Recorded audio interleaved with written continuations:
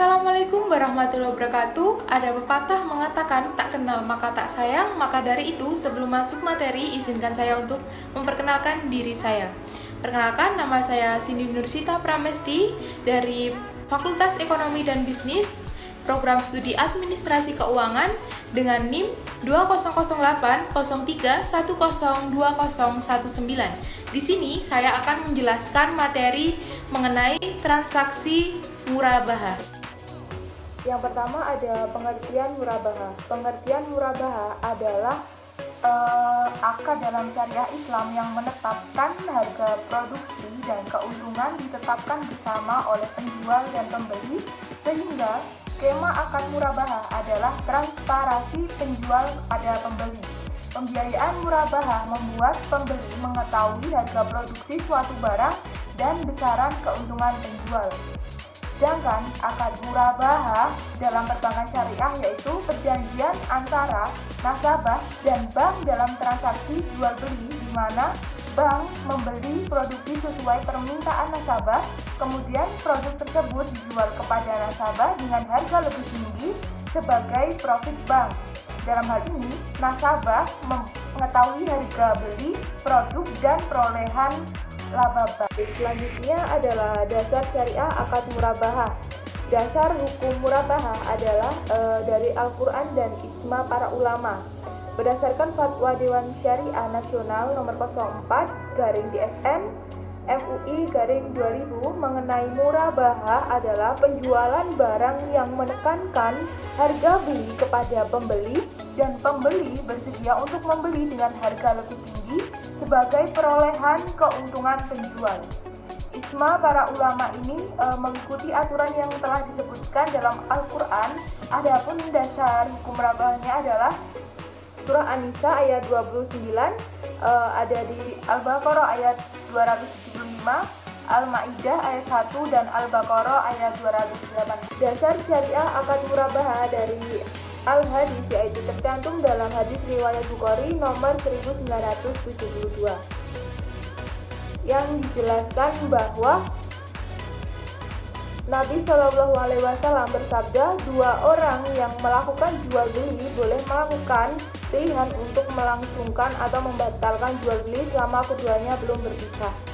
Dan Hamam berkata, aku dapatkan dalam catatanku, dia boleh memilih dengan kesempatan hingga 3 kali jika keduanya jujur dan menempatkan cacat dagangannya, maka keduanya diberkahi dalam jual beli, dan bila menyembunyikan cacat dan berdusta, maka mungkin keduanya akan mendapatkan untung, tapi hilang keberkahan jual beli dari keduanya. Selanjutnya ada jenis akad murabaha. Ada dua, yaitu murabaha dengan pesanan dan yang kedua murabaha tanpa pesanan. Murabaha dengan pesanan, dalam murabaha jenis ini penjualan melakukan pembelian barang setelah ada pesanan dari pembeli. Yang kedua, murabaha tanpa pesanan, dalam murabaha jenis ini penjualan melakukan pembelian barang ke produsen tanpa harus ada pesanan terlebih dahulu dari pembeli. Bisa dilihat gambar yang tampil di sebelah ini adalah alur transaksi murabaha dengan pesanan. Yang pertama, dimulai dari pengajuan pembelian barang oleh nasabah. Pada saat itu, nasabah menegosiasikan harga barang, margin, jangka waktu pembayaran, dan besar angsuran per bulan. Selanjutnya, yang kedua itu ada bank sebagai penjualan mempelajari kemampuan nasabah dan membayar piutang murabaha. Apabila rencana pembelian barang tersebut disepakati oleh kedua belah pihak, maka dibuatlah akad murabaha. Isi akad murabaha setidaknya mencakup beberapa hal agar rukun murabaha dipenuhi dalam transaksi jual beli yang dilakukan. Yang ketiga, ada beli barang. Setelah akad disepakati pada murabaha dengan pesanan, bank selanjutnya melakukan pembelian barang kepada pemasok. Akan tetapi pada murabaha tanpa pesanan, bank dapat langsung menyerahkan barang kepada nasabah karena telah memilikinya terlebih dahulu. Pembelian barang kepada pemasok dalam murabaha dengan pesanan dapat diwakilkan kepada nasabah atas nama bank. Dokumen pembelian barang tersebut diserahkan oleh pemasok kepada bank. Yang keempat, ada kirim barang. Barang yang diinginkan oleh pembeli selanjutnya diantar oleh pemasok kepada nasabah pembeli. Yang kelima, setelah menerima barang, nasabah pembeli selanjutnya membayar kepada bank. Pembayaran kepada bank biasanya dilakukan dengan cara mencicil jumlah uang tertentu dalam jangka waktu yang disepakati. Selanjutnya bisa dilihat alur transaksi murabahah tanpa pesanan. Lebih simpel, ada 3 tahap saja. Yang pertama melakukan akad murabahah, yang kedua barang diserahkan kepada pembeli dan pembayaran oleh pembeli. Baik teman-teman, selanjutnya masuk pada materi rukun murabahah. Pada dasarnya, rukun dan syarat murabahah sama dengan rukun dengan jual beli secara umum, yaitu ada penjual, pembeli, pihak serta barang atau sesuatu yang diakadkan. Adapun rukun dari akad murabahah yang pertama penjual atau bai.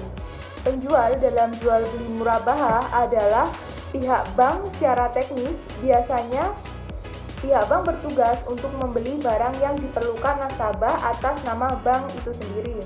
Namun, terkadang bank juga menggunakan media akad wakalah dalam pembelian barang. Akad wakalah terjadi ketika nasabah membeli sendiri barang yang diinginkan atas nama bank.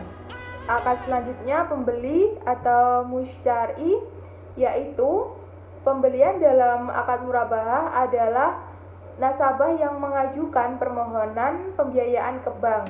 Pembeli memiliki hak untuk memilih barang sesuai dengan apa yang ia kehendaki.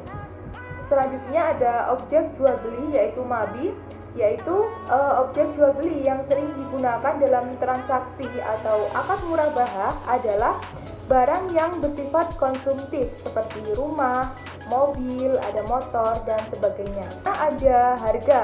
Harga dalam akad murabahah diistilahkan dengan pricing atau plafon pembiayaan. Yang terakhir ada ijab qabul. Ijab qabul disebut juga dengan akad. Biasanya memuat tentang spesifikasi barang yang diinginkan nasabah dan kesediaan pihak bank syariah dalam pengadaan barang. Pihak bank syariah juga harus memberitahukan harga pokok pembelian dan jumlah keuntungan yang ditawarkan kepada nasabah. Kemudian penentuan lama angsuran dapat dilakukan setelah kesepakatan murabahah. Berikutnya adalah syarat murabahah. Yang pertama, penjual memberitahu harga pokok kepada calon pembeli. Hal ini adalah logis karena harga yang akan dibayarkan pembeli atau nasabah didasarkan pada modal si pembeli awal atau bank atau BNP. Selanjutnya yang kedua, yaitu ada akad pertama harus sah sesuai dengan rukun yang ditetapkan. Yang ketiga, akad harus bebas dari riba. Yang keempat, penjualan harus menjelaskan kepada pembeli bila terjadi cacat atas barang sesudah pembelian. Yang terakhir, ada penjual harus menyampaikan semua hal yang berkaitan dengan pembelian, misal pembeli dilakukan secara hutang. Agar teman-teman semakin memahami mengenai akad murabahah ini, akan saya jelaskan juga contoh akad murabahah, yaitu Adi adalah seorang pengusaha yang ingin membeli rumah sebut saja dari Pak Sutaji, sang pemilik rumah. Pak Sutaji menerangkan bahwa harga beli rumah tersebut sebesar 300 juta dan akan menjualnya seharga 500 juta, sehingga keuntungan yang didapatkan menjadi 200 juta. Namun, Adi melakukan penawaran harga agar keuntungan Pak Sutaji sebesar 150 juta, sehingga harga jualnya 450 juta. Pak Sutaji menerima penawaran tersebut sehingga mereka berdua sepakat harga murabahah rumah tersebut adalah 450 juta dengan angsuran 7,5 juta per bulan. Selanjutnya ada contoh pencatatan akuntansi murabahah.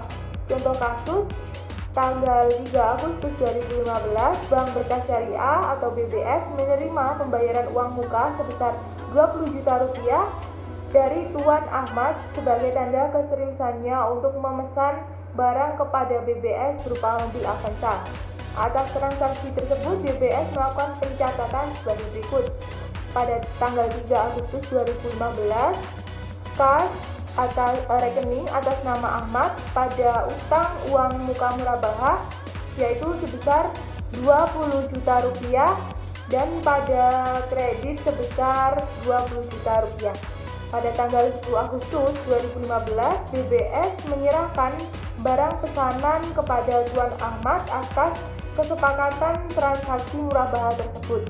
Maka jurnal uang muka sebagai berikut. Pada tanggal 10 Agustus 2015 pada debit utang uang muka murabahah sebesar 20 juta rupiah dan pada kredit piutang murabahah sebesar 20 juta rupiah.